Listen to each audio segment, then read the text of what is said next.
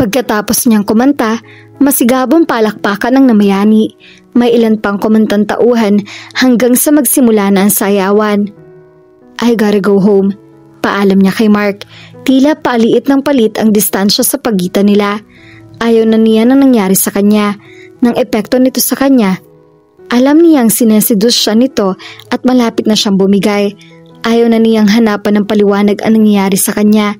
Naisip na lamang niyang matindi ang sex sa pilang lalaki at iyon na. Dance with me first. I really can't. I'm tired. But it's my birthday. Napatitig na rin siya sa mga mata nito at para siyang natatabulani. Nawala ang sigaw ng kanyang isipan na nagsasabing mali ang mahumaling siya sa lalaking ito. Hindi ito ang gusto niyang ma-inlove sa kanya. Wala sa planong ma-inlove siya. Isang buwan lamang siya sa lugar na iyon. Hindi yun ang kanyang lugar at halatang iyon ang lugar ni Mark. It won't work. Besides, it was quite obvious that Mark was only looking for something to quench his thirst. Alam na niya ang karakas ng mga lalaki. Ang mga lalaking may plano ay hindi ganun ginagawa. Ang lalaking may magandang hangarin ay hindi naguhubad sa harap ng babae at nagyayang makipagtango. It's just a dance. Damn it, don't think too much of it. Mga mag-asawa nagsasayaw. It was a slow song. Therefore, it required slow dancing. Sa umpisa'y nadadala siya sa mabining galaw ni Mark. He was gentle, ngunit hindi rin nagtagal iyon. Hinapit siya nito at binulungan. All I can think about is our version of the tango. What do you say? I can leave this party and we can dance the whole night away. It would be awesome. I would be licking you all over and you would be sighing in pleasure all night long. I am not a selfish lover. Bilang isang modernong babae ay nagtaka siya kung paano nakakaligtas sa mga kabaro niya ang mga ganoong litanya nito. He didn't seem to be the type who was not into women. Hindi rin mukhang kulang karanasan nito sa mga babae. Pero ang mga litanya nito ay mga litanya na kapagpapagamit ng ilang sampal mula sa mga kabaro niya. But really, he could handle it. He could afford to sound corny and conceited at the same time. He was one of the lucky few. Nagpasya siyang sakyan na lamang ang sinabi nito. I would love to, but I know that everyone prepared for this night. It would be a shame if you would leave early. Maybe next time? Bago pa ito makapagsalita, ay kumalas na siya mula rito at nagmamadaling tumalikod. Hindi na niya nagawang makapagpaalam sa ibang naroon. Tuloy-tuloy na siya nagtungo sa kwadra. She could use her horse. Hindi na lamang niya bibilisan ang patakbo roon. Isa pa, naroon din naman ang crew. Nang makabalik sa kubo niya ay kumuha kaagad siya ng tubig. Nasaid niya ang laman ng kanyang baso. Para siyang uhaw na hindi niya maunawaan. She felt uneasy. Magkakahalong nadarama niya. Para pa nga siya nanghihinayang na iniwan niya roon si Mark. Boy, 1 week in this ranch has already turned me nuts. Nahiga na lamang siya, pinilit ang sariling makatulog, ngunit hindi siya nagtagumpay at muntik na siyang mapatili nang marinig niya ang pagkatok mula sa pinto. Iniiwang niya lamang ng iyon ng kaunti. Gaya ng hinala niya, si Mark ang naroroon. Hey, you look lovely. Mark, please. Please what? Itinulak lang nito ang pinto at wala siya nagawa upang pigilan nito. Kailangan niyang aminin na lahat ng ginagawa nito ay may dulot na pananabik sa kanya. Marahil ay dahil ibang-iba si Mark sa lahat. Marahil ay dahil iba ang lugar na iyon, iba ang tukso sa kanya.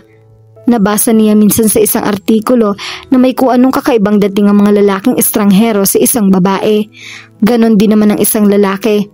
Human nature ang ma-curious sa isang bagay na hindi nito alam kung ano at hindi niya alam kung ano ang kahihinatnan ng lahat ng iyon.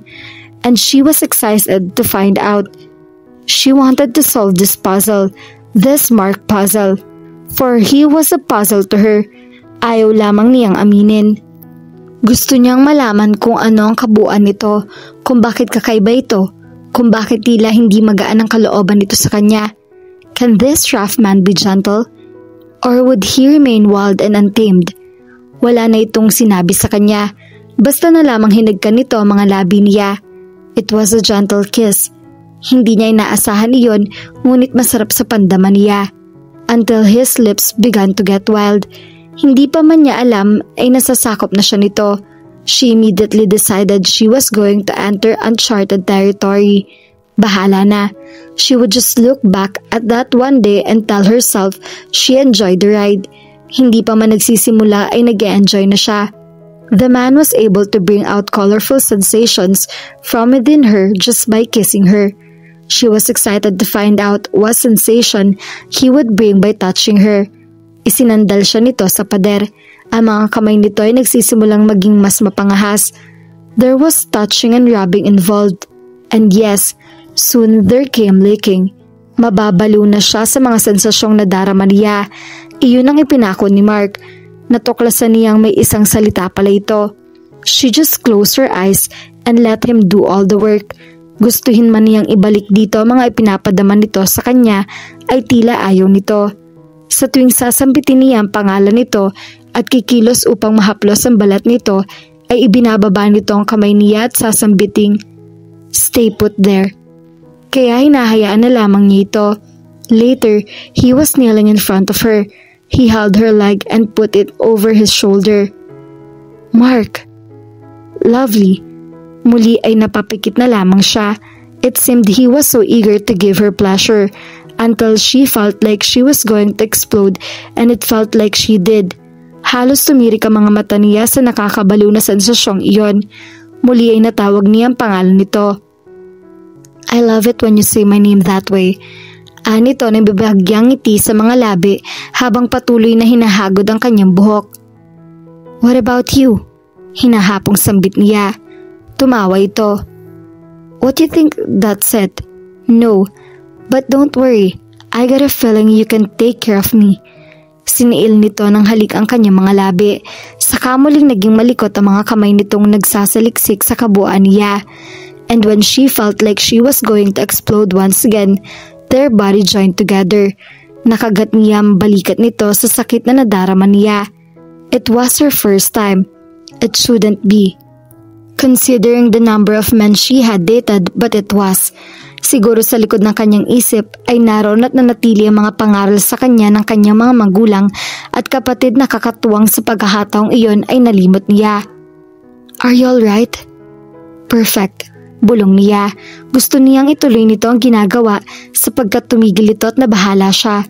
The pain she could handle, but not the thought that he was not going to get any pleasure from the act after everything he had made her feel.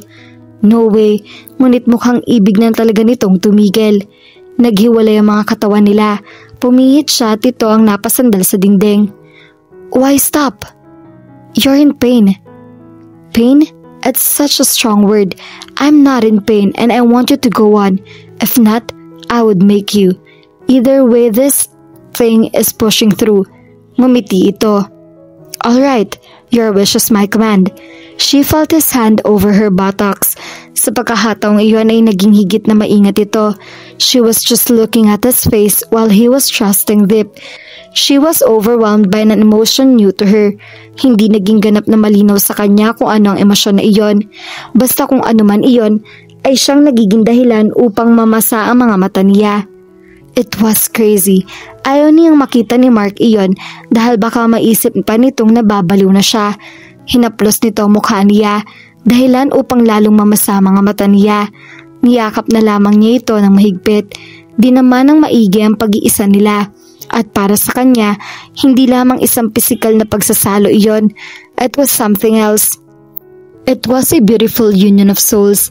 Maaring ang opinion niyang iyon ay unilateral lamang pero wala siyang pakialam.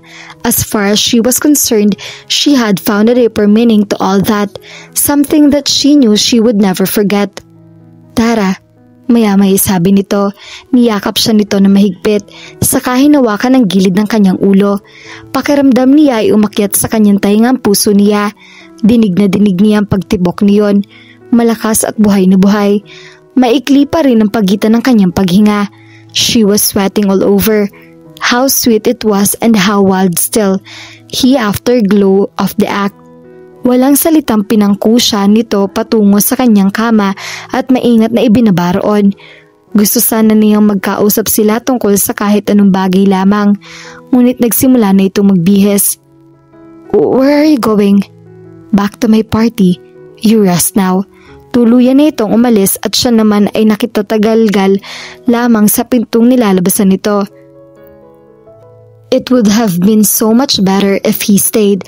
Kahit saglit na saglit lamang, sana'y natili ito sa kanyang tabi. Didn't he realize it was her first time? At babae siya.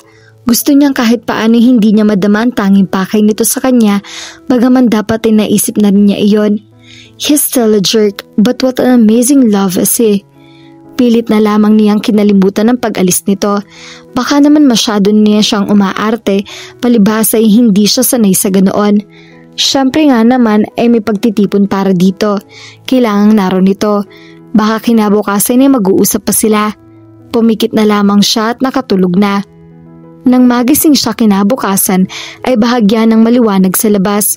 Paspas siya ng pagkilos. Pinuntahan niya ang mansyon ngunit nakasara na iyon. Iniwan na siya ni Mark. Marahil ay naisip nitong kailangan niya ng pahinga. She smiled at the idea. Kahit paano natuwa siya. Gamit ang kabayo ay nagtungo siya sa bakahan. Mark was there. She smiled at him. But he said, "Bakit ngayon ka lang? Tanghali na." Tonong naninita nito. What? Hindi magkanda tuto si Tara sa pag-aayos ng lapel niya. Ang magiging usapan nila ni Mark ay hindi kailangang marinig na ibang tao, lalo na ng buong mundo. Tanghali na, dapat kanina ka pa. 1 linggo ka na rito, hindi mo pa rin alam ang sistema. Hindi pwedeng parating may gigising pa sa'yo. I turned the lapel off. You can stop saying awful things. Nainis na siya rito. I wasn't saying awful things. Pinagsasabihan lang kita kung anong tama. Pakiramdam niya ay napunta siya sa isang mundo kung saan uso ang amnesia. Ang bilis naman makalimot ng lalaking to. Nang nagdaang gabi lamang ay nagsalo sila sa isang mainit na tagpo. At ngayon, balik na sila sa dati. What the hell was the matter with him? Why are you doing this? Doing what? You damn well, you know that. Tuluyan na siyang napikon. Mas maganda pang sinabi na lamang nito sa kanyang walang kinabukasan kung ano man ang nangyari sa kanila at hindi yung ganong kunwari walang kamuwang-muwang ito sa nangyari ng nagdaang gabi. He was not man enough. All the rugged, tough cowboy look didn't make him man. It only embellished him a jerk. You're such a jerk, you know that? Iniisip mong kailangan mag-ibang tinginan natin dahil sa nangyari sa atin kabe? You know the score. We did it. We both wanted it. Ganon kasimple. Walang binagong kahit ano yan sa bakit ka nandito at sa kung anong kailangan mo at kailangan kong gawin. Hindi titigil ang mundo ko dahil doon. You better snap out of it too. Asshole.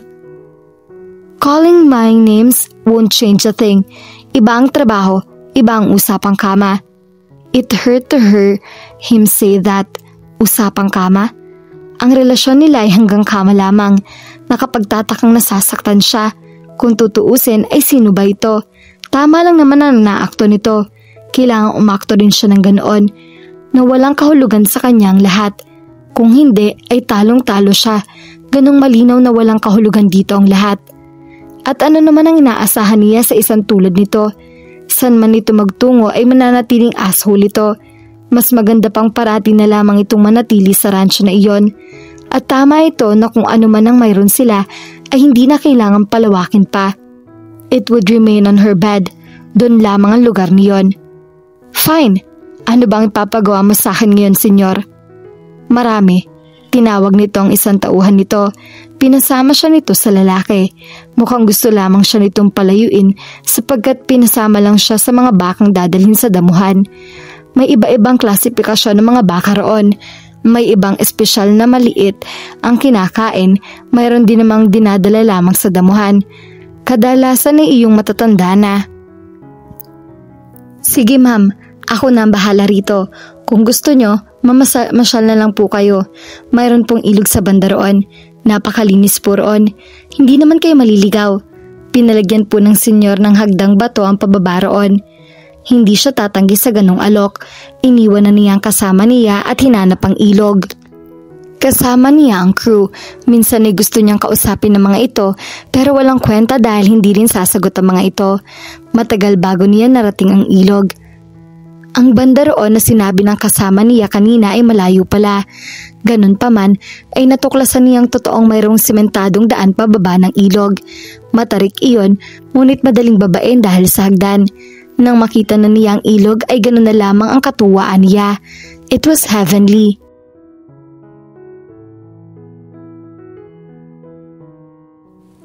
At dito na po nagtatapos ang ating kwento. Sabay-sabay po nating abangan ang susunod na kabanata. Maraming salamat po. God bless and stay safe.